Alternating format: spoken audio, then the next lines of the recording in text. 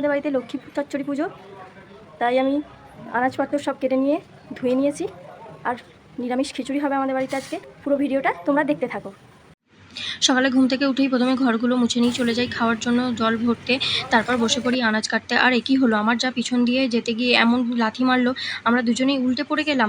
তারপর আনাজগুলো ধুয়ে নিই। আর এদিকে আমার শাশুড়িমা পিঠের জন্য নারকেল কুটতে, তারপর বস্তা থেকে ঘুঁটে নিয়ে বালতি উনান দিয়ে একটু কেরোসিন তেল দিয়ে উনানটা জ্বালিয়ে দিই। তারপর হাঁড়ির পিছনটা ছাই মাখিয়ে নিয়ে উনানে হাঁড়িটা বসিয়ে দিয়ে বালতি করে জল ঢেলে দিই। তারপর চাল আর ডাল পরিমাণ মতো নিয়ে একসাথে পাইল করে নিয়ে হাঁড়িতে দিয়ে আমি বসে পড়ি রান্না বাড়তে।